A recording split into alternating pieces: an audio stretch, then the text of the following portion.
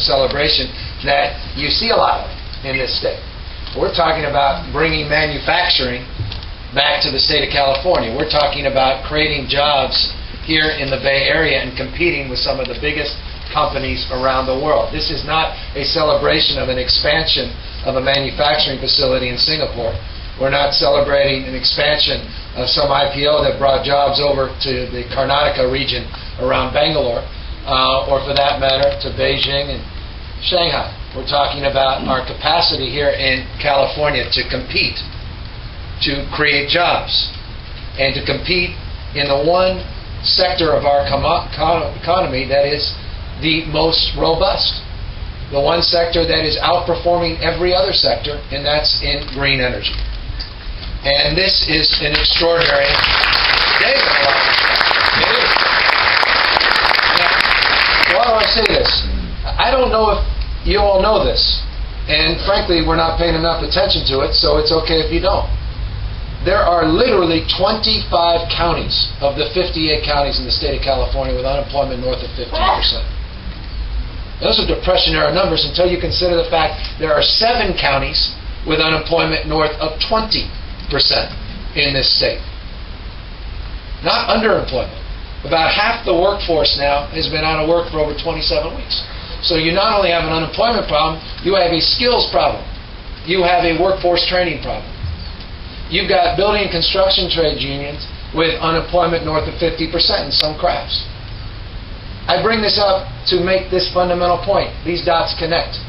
What the governor did last week, what former Governor Schwarzenegger did with his executive order around the renewables portfolio, was a jobs bill. A program to support our economy and to begin to reconcile those ominous unemployment statistics. Now, that's fine for me to say, but let me give you some evidence to back it up, because I think it's important. I was out with Dan Logan and some others in Texas the other day. Dan was the big promoter, Republican, of Prop 23. We couldn't disagree more on that issue. In fact, my campaign with Lieutenant Governor was "Don't Mess with California," which was a slap and an attack back at the "Don't Mess with Texas" ads that we've seen coming all these years. It was an attack of Valero, Tesoro, and others. Not personal, but with all due respect, don't mess with California and our green energy future. Do what you need to do, but we're going to do what we need to do. We know better about what we want for our economy. But I was out there with Dan because I wanted to go out and learn a little bit about why the state of Texas is creating so many jobs and why California is lagging. We learned a lot. And we recognize the fact that we don't even have a plan for job creation in this state. It's been over a decade. This is not a critique of Governor Brown. He just got there. He's going to fix that. But there's not even a plan. There's no single agency to deliver the plan. Think about that. The world's 8th largest economy. 11% of our GDP is in manufacturing. 11.001% because of this. It's going up. And there's not an advanced manufacturing plan in the state. There's no trade office. We shut it down in 2003. Used to have offices overseas. You've got states all across the country now that have opened up offices, have trade programs. Pennsylvania and Maryland, they actually share the overhead. So the taxpayers aren't out of pocket. They get most of the money privately. They're out there competing in Brazil, not just the countries I mentioned. We've got to get back in the game. But here's the how, because we got to get back in the how business. One thing to identify the obvious.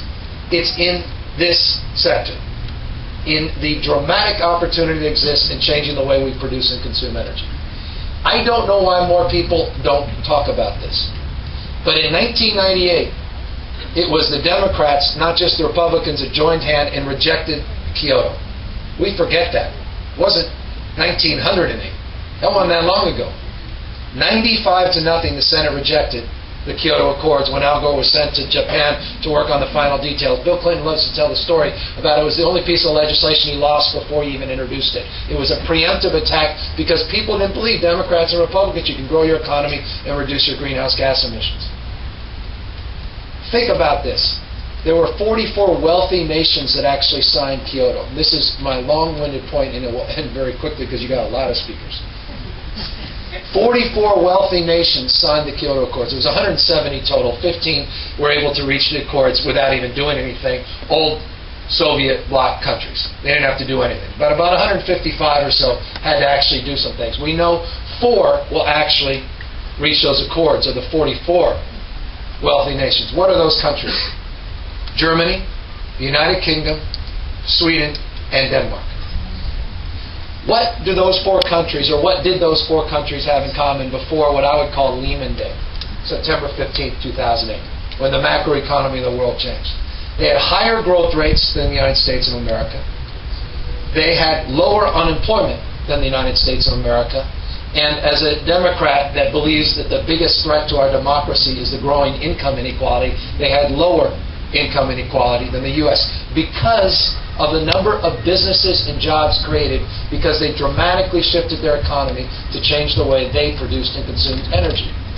They got in the how business. They'll reach those Kyoto Accords. They proved this can be done in a way that actually creates jobs. For the life of me, I don't understand why we're still arguing about our capacity to grow our economy and address this fundamental challenge of greenhouse gas. We have all the evidence we need. So for those that do not believe that we can reach the goals under AB 32, those goals are extraordinarily modest compared to the goals already reached in those countries I just mentioned. AB 32 just says get back to 1990 levels by 2020. Big deal. When Jared was leading our efforts in San Francisco, we were out there, I see Carl Pope and others, we celebrated in 2008 our own city, independent, third-party, validated, that we had already rolled back our greenhouse gas emissions 7% below 1990 levels. And we achieved that in 2008 as we grew our economy. This isn't that difficult.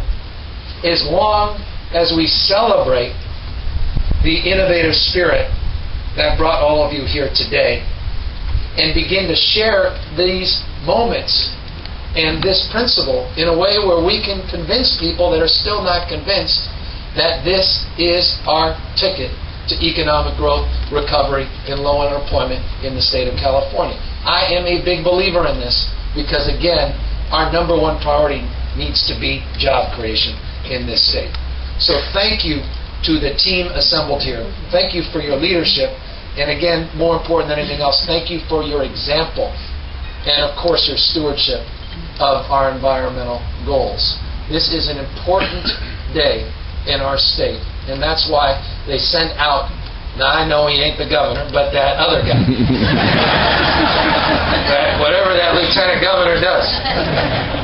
But I was here just as a guy who loves this state, fifth generation Californian, that really believes this, doesn't want to just promote it. And I want to just encourage all of you to make the case that this is not just California's present, but this is the beginning of an extraordinary future if we have the courage to harness the energy, literally and figuratively, assembled in this room here today. Thank you all very much.